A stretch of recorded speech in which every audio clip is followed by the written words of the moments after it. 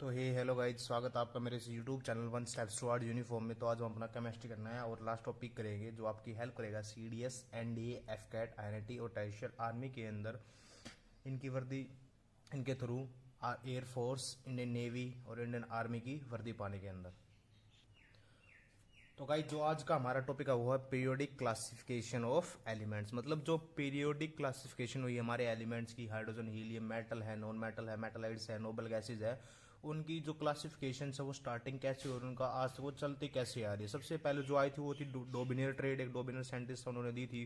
फिर न्यूलैंड्स आया ऑक्टेव का, इनके टाइम पे थे गाइज नो एलिमेंट, सिर्फ 9 एलिमेंट्स थे। फिर न्यूलैंड आया जिनके टाइम पे 56 एलिमेंट थे। फिर मेंडलीव आया पीरियोडिक टेबल जिनके टाइम पे 63 एलिमेंट्स थे। और फिर आई हमारी मॉडर्न पीरियोडिक टेबल जो आज के साथ हम आज यूज कर रहे हैं उसको क्या बोलते हैं गाइस, मॉडर्न पीरियोडिक टेबल। सबसे पहले हम देखेंगे डोबनियर ट्रेड्स, जो 9 एलिमेंट्स तक ही वर्किंग, मतलब उस टाइम पे 9 एलिमेंट्स थे और उसने वहां तक वर्क किया था। सबसे पहले तो क्या होता था गाइज की उसके कोई 3 भी एलिमेंट रखता था, जैसे 9 एलिमेंट्स थे, लिथियम, सोडियम, पोटेशियम, मैं मान लेता हूँ। उन्होंने एटॉमिक मास के रिगार्डिंग को बता रखा था। सबसे पर उसने क्या कौन सा फॉर्मूला दिया था गाइस डोबिनियर ने, कि जो लिथियम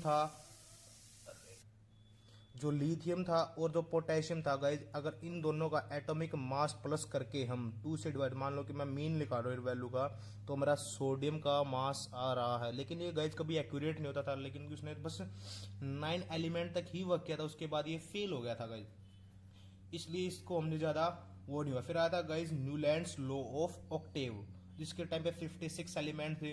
तो गाइज इसने क्या किया था, इसने कुछ ऐसा कर दिया था कि पीरियोडिक टेबल बना दी थी। इसने क्या कर दिया था, अरेंज कर दिया था पीरियोडिक टेबल में सभी एलिमेंट्स को according to their atomic mass के रिगार्डिंग इसने सभी एलिमेंट्स को अरेंज कर दिया था। इसके टाइम में सिर्फ ये 56 एलिमेंट को ही गाइज डिफाइन कर पाया था, उससे ज्यादा एलिमेंट डिफाइन कर नहीं पाया था गाइज। फिर इसने कई एलिमेंट ऐसे थे जिन्होंने इसको एक ही डायग्राम, एक ही बॉक्स के अंदर, जैसे CO और Ni, ठीक है गाइज, कॉपर और निकल का दोनों ने, इन दोनों को इसने एक ही उसके अंदर एक ही एलिमेंट की जगह पर रख दिया। काफी जगह पे गाइज ये फेल हुआ, काफी हाइड्रोजन की पोजीशन भी नहीं बता पाया कि हाइड्रोजन को हमने कहाँ फिक्स किया है, ना इन्होंने कोई स्पेस वगैरह। तो उसके बाद जो बात करते गए जो हमारी मेंडलिक पीरियोडिक टेबल, जो मेंडलिक पीरियोडिक टेबल थी उसने भी हमारी बहुत सारी हेल्प की, लेकिन फेल गाइज मेंडली भी हो गया लास्ट के अंदर। की उसने क्या कहता गाइज, जो पीरियोडिक टेबल बनाई थी हमारी लास्ट में न्यूलैंड्स ने, उसने क्या किया, उसी एलिमेंट को, उसी पीरियोडिक टेबल को थोड़ा अपग्रेड कर दिया। उसने क्या कर दिया, कुछ वैकेंट स्पेस छोड़ दिया उस पीरियोडिक टेबल में, ताकि जो अनदर फ्यूचर के अंदर कोई एलिमेंट डिस्कॉर्ड हो तो उनकी पोजीशन वहां आ जाए। क्या फिर उसने क्या किया, देर डिफाइन पीरियोडिक टेबल ऑन, और जो मेंडलीव था उसने पीरियोडिक टेबल को ऑक्साइड और हाइड्राइड्स के ऊपर डिफाइन कर रखा था कि ये ऑक्साइड से, ये हाइड्राइड से, इनकी पोजीशन ऐसे, इनकी सारी सारी चीजें दे कैंट डिफाइन। मतलब उसकी जब वो फेलियर क्यों हुआ गाइज मेंटली, क्यों उसने आज तक कभी हाइड्रोजन की पोजीशन नहीं बता पाया कि हाइड्रोजन को हम रखे कहाँ कहाँ नहीं रखे। उसने फर्स्ट पोजीशन के ऊपर हाइड्रोजन को रख दिया था।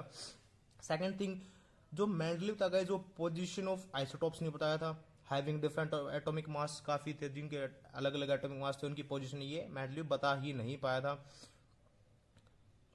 क्रोमियम और वैनेडियम, जहां पे मेन रीजन था क्रोमियम और वैनेडियम एटॉमिक मास प्रॉब्लम्स थी मेन। तो गाइज की क्रोमियम और वैनेडियम का मास क्या था गाइज, कि एक्यूरेट तो मैं नहीं बोलूंगा सेम आया था, लेकिन कुछ हद तक इनका एटॉमिक मास सेम था। तो उनसे क्वेश्चन हुआ कि अब दोनों का मास सेम है तो आपने वैनेडियम को ऊपर क्यों रखा है, क्रोमियम को ऊपर क्यों रखा। तो एक क्वेश्चन इनसे ये भी पुट हुआ था, जिसकी वजह से ये फेल हो गए। उसके बाद आई गाइज कौन सी आई थी हमारे पास, मॉडर्न पीरियोडिक टेबल, जो आज भी हम यूज कर रहे हैं। तो सबसे पहले मॉडर्न पीरियोडिक टेबल के अंदर हमने देखा क्या क्या सॉल्यूशन दिए। मॉडर्न पीरियोडिक टेबल के अंदर दिया गया गाइस सबसे पहले एटॉमिक नंबर प्रायोरिटी, की एटॉमिक नंबर प्रायोरिटी देते हैं, जो एटॉमिक सबसे पहले आ रहे हैं उनको हम प्रायोरिटी देंगे, उनके हिसाब से रखेंगे। फिर वहां पे आइसोटॉप्स की पोजीशन गाइस फिक्स कर देगी, किसके आइसोटॉप्स कितने हैं। फिर atomic mass can be fraction, और जो मेंडलीव जहां फेल हुआ था मेन, तो उसने बताया था कि एटॉमिक मास फ्रैक्शन के अंदर नहीं बता पाया था। लेकिन जो हम मॉडर्न पीरियोडिक टेबल है उसके अंदर क्या बताया गया गाइज, कि जो हमारा एटॉमिक मास है वो फ्रैक्शन के अंदर भी हो सकता है और उसको हम पुट कर सकते हैं। और गाइज मॉडर्न जो पीरियोडिक टेबल है उसके अंदर है ना, कुछ आज भी ऐसा स्पेस छोड़ा गया जिसके थ्रू के अगर कोई अपकमिंग एलिमेंट आ रहा है, कोई फ्यूचर में नया एलिमेंट आ रहा है, तो उसको हम इजिली वहां पे पुट कर सकते हैं। अब जो पीरियोडिक टेबल आज की थोड़ा उसके बारे में पढ़ें, तो जो पीरियोडिक टेबल आज की बनाएगी मॉडर्न पीरियोडिक, वो है क्या एक्चुअलिटी। जो गाइज आज की मॉडर्न पीरियोडिक टेबल उसके अंदर कुछ 18 ग्रुप्स होते हैं, यही होती है हमारी एक्चुअलिटी में। थोड़ा छोटा डायग्राम बना के दिखा देता हूँ आपको एक। तो गाइज ये हमारी एक मॉडर्न पीरियोडिक टेबल का प्रारूप। ठीक है गाइज, जो यहाँ से इस तरफ जा रही है तो ये टोटल कितने गाइज 18 ग्रुप्स, और टॉप टू बॉटम आ रहे तो कितने आ रहे गाइज 7 पीरियड्स। तो इसमें डिफाइन है ये जो ग्रुप्स होते हैं गाइज वो क्या होते हैं, all elements of group 1 have same valency and so on. अब मैं बोल दूं कि जो इस ग्रुप 1 की वैलेंसी है इनकी सेम सो ऑन सभी, जैसे मान लो इसकी 1 है, इसकी 2 है, फिर इसकी 3 है, ऐसे गाइज इनकी वैलेंसीज इंक्रीज होती जा रही है। जो पीरियड्स हैं guys, all elements of period 1 have same shell and so on. अब बोलूं पीरियड, जैसे मान लो कि मैंने इसके अंदर एक सेल है,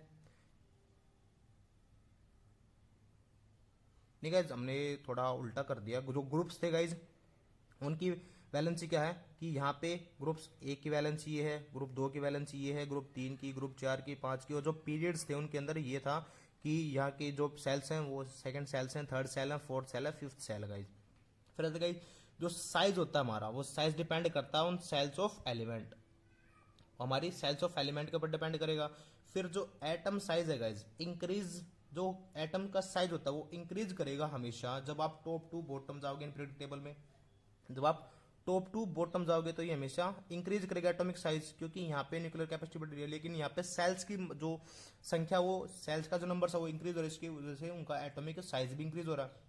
लेकिन यहाँ टू जब मैं लेफ्ट टू राइट जा रहा हूँ तो गाइज वो क्या हो रहा है, डिक्रीज हो रहा है गाइज हमारा।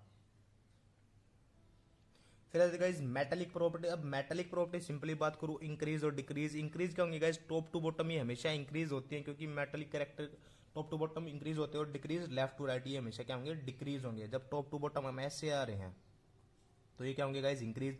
लेकिन अगर हम पीरियोडिक टेबल में ऐसे जा रहे हैं लेफ्ट टू राइट तो ये क्या होंगे गाइज, डिक्रीज होंगे। अब आ जाती है हमारी बात मेन वैलेंसी। अब वैलेंसी को अगर मैं सीधे सिंपल एक्सप्लेन करना चाहूँ तो आउटर मोस्ट सेल जो हमारी होती है, जैसे मैं बोल दूं KLMN सेल कि 2 4, अब इसको कितने इलेक्ट्रॉन चाहिए, 4, तो वो गाइज इसकी वैलेंसी है। कार्बन की बात कर लेते हैं हमने कल भी बात की थी, इसका एटॉमिक नंबर क्या है गाइज 6, तो KL तो 2 और 4, तो इसको 4 इलेक्ट्रॉन और चाहिए गाइज इसको फुल, क्योंकि L सेल में कितने होते हैं 8 इलेक्ट्रॉन होते हैं, तो इसको 4 इलेक्ट्रॉन और चाहिए अपनी सेल को फुल फिल करने के लिए, उसको बोलते हैं गाइज वैलेंसी। तो इसकी वैलेंसी कितनी होगी guys 4।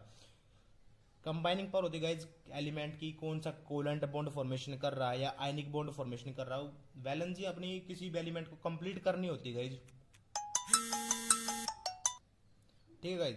It may be calculated by the number of electron in outermost shells. वही मैं आपको बता रहा, जो आउटर मोस्ट सेल्स में हमारे इलेक्ट्रॉन होते हैं उनको कैलकुलेट करके हम इनको इसकी वैलेंसी बता सकते हैं कि किसी भी, जैसे ऑक्सीजन बोल लो, कार्बन बोल लो, नाइट्रोजन बोल लो, नियोन बोल लो गाइज, कुछ भी बोल लो, सभी के अंदर जो आउटर मोस्ट सेल में जितने एलिमेंट एग्जिस्ट कर रहे हैं वो उसकी क्या होगी गाइज, वैलेंसी होगी। तो गाइज आज का टॉपिक यही खत्म होता है। वीडियो को लाइक करें, शेयर करें, सब्सक्राइब करो, लाइक और यूट्यूब चैनल को सब्सक्राइब करें। Thank you so much guys.